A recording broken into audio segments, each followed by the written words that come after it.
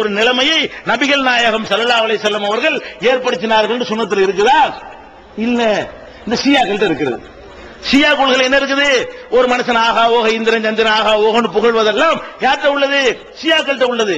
நபிகள் நாயகம் ஸல்லல்லாஹு அலைஹி வஸல்லம் செஞ்சாங்க, அழகா சொன்னாங்க, லா துத்ருனி கமா அத்ரத்தின் நஸாரா ஈஸா இப்னு மரியம், மரியமுடைய மகன் ஈசாவை கிறிஸ்தவர்கள் எப்படி எல்லை மீறி புகழ்கிறார்களோ அந்த மாதிரி என்னையும் எல்லை மீறி புகழாதீர்கள்.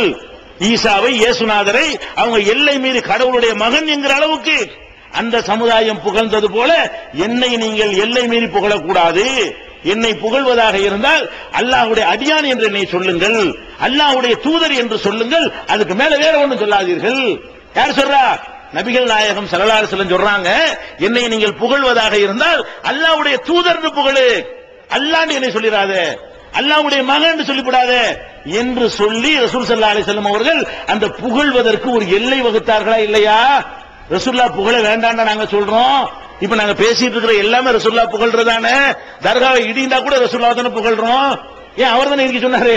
அப்ப ரசூல் தர்காவை இடினா ரசூலுல்லாஹ் இடிக்க சொன்னாங்க, தர்கா கட்டாதன்னு ரசூலுல்லாஹ் வேணான்னு சொன்னாங்க. அப்ப எதுக்கு எடுத்தாலும் ரசூலுல்லாஹ் இதான்ப்பா புகழு. புகழ்ல என்ன நோட்டீஸ் அடிச்சு விட்டா புகழா? அர்த்தம் தெரியுதோ தெரியலையோ உட்கார்ந்து பாடிட்டு இருந்தா புகழா? இவன் நினைக்கிறான் மௌலிது ஓதுறதுதான் ரசூலுல்லாஹ் புகழக்கூடிய முறை. இந்த மௌலித நீ சுன்னத் ஜமாத்துல எடுத்துக்காட்டு. ஷாஃபி இமாம் சொன்னாங்களா? நீ 4 மதுஹப் போட்டு எழுதி போட்டுருக்கீங்களா? நான் உங்ககிட்ட கேட்கிறேன், அபூ ஹனீஃபா இமாம் ஹனபி இமாம் மௌலிது ஓத சொன்னாரா? எடுத்துக்காட்டு பார்ப்போம். குர்ஆன்ல நீ காட்ட வேணாம், அதை வேணாம் விட்டுரு. ஹதீஸ்ல நீ காட்ட வேணாம், அது உனக்கு வேணாம். நீ என்ன சொந்தம் கொண்டாடுற? 4 மதுஹப் சொந்தம் கொண்டாடுற. நான் கேட்கிறேன், 4 மதுஹப்ல எந்த மதுஹபுடைய இமாம் உன்னை மௌலிது ஓத சொன்னார்? ஷாஃபி இமாம் சொன்னாரா? இந்த ஊர்ல ஷாஃபி தானே எல்லாரும். ஹனபி அபூ ஹனீஃபா இமாம் சொன்னாரா மௌலிது ஓத சொல்லி? ஷாஃபி இமாம் சொன்னாரா? மாலிகி சொன்னாரா? ஹம்பலி சொன்னாரா? ஷியா சொன்னான். மௌலிது ஓத சொன்னவன் யாரு? ஷியா தான் மௌலிது ஓத சொன்னானே தவிர இந்த சுன்னத்து ஜமாஅத்துடைய அறிஞர்கள் 4 இமாம்கள் சொல்றீங்களே, அவர்களும் அவர்கள் காலத்தில் வாழ்ந்த நல்ல அறிஞர்கள் யாரும் மௌலிது ஓத சொல்லவில்லை. ஷியாக்கள் ஓதுவதை பார்த்துவிட்டு காப்பி அடித்து அதனாலதான் இது வந்திருக்குது. இந்த மௌலிது என்பது உங்கள்கிட்ட வந்திருக்கிறது. அப்ப இந்த மாதிரி பாடல்கள் மூலமாக அது வணக்கமாக கருதுவது என்பது, ஆடல் பாடுவது, பாடிக்கொண்டே படிக்கிறது, இது எல்லாமே யார்கிட்ட காப்பி அடிச்சது? ஷியாக்கள் இருந்து காப்பி அடிக்கப்பட்டது. அதே மாதிரி எல்லை மீறி புகழ்வது யாரை சேர்ந்தது? ஷியாக்களை சேர்ந்தது. இந்த மௌலிது ஓதுறீங்க இல்ல, சுப்ஹான மௌலிதுன்னு ஓதுறீங்க. உதாரணத்துக்கு எடுத்துக்கிறோம். இந்த சுப்ஹான மௌலிது எப்ப எழுதுனது? 1000 வருஷம் இருக்குமா? கிடையாது. 500 வருஷம் இருக்குமா? கிடையாது. ஒரு 200 வருஷம் தான் ஆகுதுங்க. இந்த சுப்ஹான மௌலிதுங்கிறத எழுதிய எவ்வளவு நாள் ஆகுது? 200 வருஷம். யானபி ஸலாம் அலைஹின்னு படிக்கிறீங்கள, இந்த யானபி ஸலாம் அலைஹி எழுதி எவ்வளவு நாள் தான் ஆகுது? 200 வருஷம். இந்த காயல் படத்தை சேர்ந்த ஒரு ஆள் தான் இந்த எழுதி இருக்கிறாரு, யானபி ஸலாம் அலைஹி இந்த பாட்டை.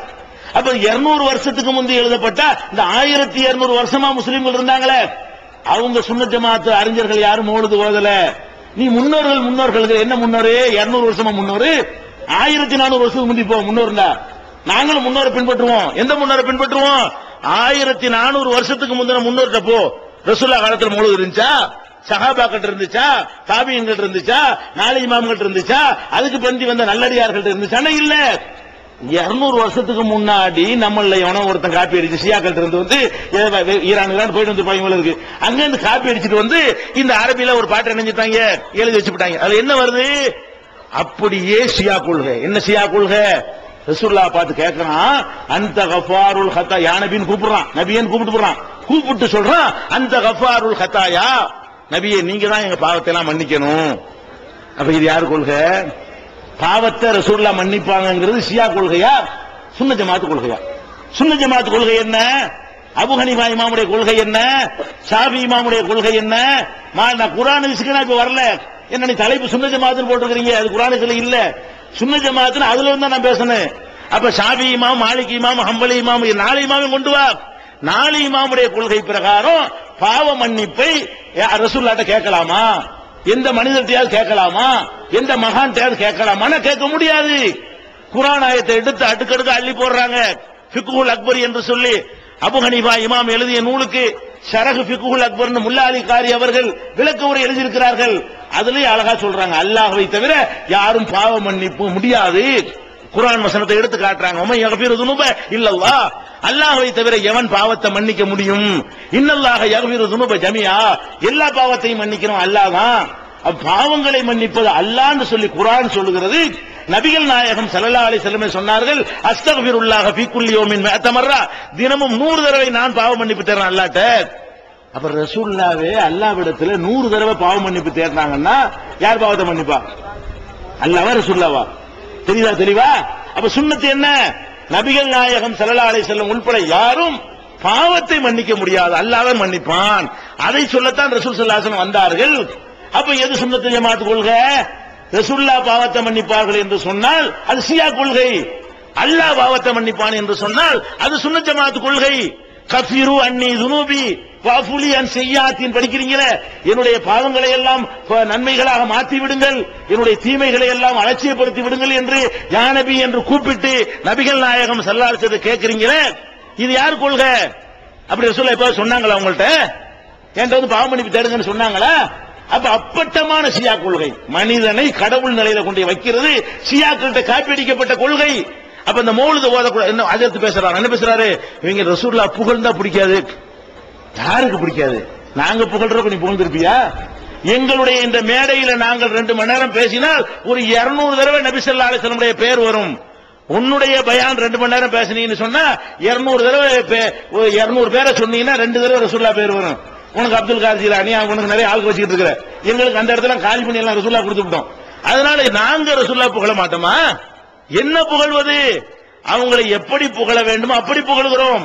மாமனிதர் நபிகள் நாயகம் என்று ஒரு புஸ்தகம் எழுதியிருக்கோம், படிச்சு பாரு. நபிகள் நாயகத்தை எப்படி புகழ்னுங்கிறதுக்கு அதுல கிளாஸ் நடத்தி இருக்கிறோம். ஒரு முஸ்லிம் அல்லாதவன் படிச்சா கூட அடா இவர் அல்லவா மனிதர் என்று நினைக்கிற அளவுக்கு அவர்களை நாங்கள் புகழ்ந்து கொண்டிருக்கிறோம். ஒவ்வொரு விஷயத்தையும் ஊரே நீங்க எதிர்த்தா கூட நாங்க ஒரு சுண்ணத்தை விட மாட்டோம். ஏன் விரல அசைக்கிறோம்? ஏன் அசைக்கிறோம்?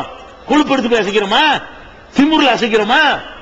நபிகள் நாயகம் அசைத்தார்கள், நீ அசைக்க கூடாதுன்னு சொன்னா ஊரே எதிர்த்தாலும் இந்த சுண்ணத்தை நிலைநாட்டுறதுக்காக வேண்டி நாங்க ரத்தம் சிந்தவும் தயார் நிக்கிறோமா இல்லையா? இதை விட என்ன மதிக்கணுங்கிற? இந்த விரல அசைக்கிறது விட மாட்டோங்கிறோமே, அது கூட காரணம் என்ன? நாங்கள் உயிருக்கு மேலாக மதிக்கிற நபிகள் நாயகம் ஸல்லல்லாஹு அலைஹி வஸல்லம் அவர்கள் அப்படித்தான் எங்களுக்கு தொழுது காட்டி இருக்கிறார்கள். சல்லு கமா ரஅய்துமூனி உஸல்லி, என்னை எவ்வாறு தொழ கண்டீர்களோ அப்படித்தான் நீங்களும் தொழ வேண்டும் என்று சொல்லி இருக்கிறார்கள். அதனால் நாங்க செய்யறோமே, அதை விட ஒரு புகழ் ஏதாவது இருக்குதா? ரசூலுல்லாஹ் சொன்னா நாங்க செய்வோம். ஏன் வரதட்சணை வாங்க மாட்டாங்களா? இங்க உள்ள இளைஞன் அவனுக்கு பணத்தாசை இல்லையா? ரசூலுல்லாஹ் வேணான்ட்டாங்க, அதனால வாங்க மாட்டேங்கிறோம், அதனால வட்டி வாங்க மாட்டேங்கிறோம், அதனால அநியாயம் பண்ண மாட்டேங்கிறோம், அதனால சினிமா போக மாட்டேங்கிறோம், அதனால ரசிகர் மன்றம் வைக்காம இருக்கிறோம், அதனால தியாகம் பண்ணிக்கிட்டு இருக்கிறோம். அதனாலதான மார்க்கத்தை கேட்கறதுக்கு அலைகடல் மாதிரி திரண்டு உட்கார்ந்துட்டு இருக்கிறோம். நீங்கள் தானே மார்க்க விளக்க கூட்டம் முடியும்னா கேட்க வருவானா? ஈகத்துவம் ஓரிரை கொள்கையை விளக்கும் முற்பற்ற மாத இதழ் PJ, MI சுலைமான், ஷம்சுல்லுஹா, சைஃபுல்லா ஹாஜா, இன்னும் பல சிறந்த அறிஞர்களின்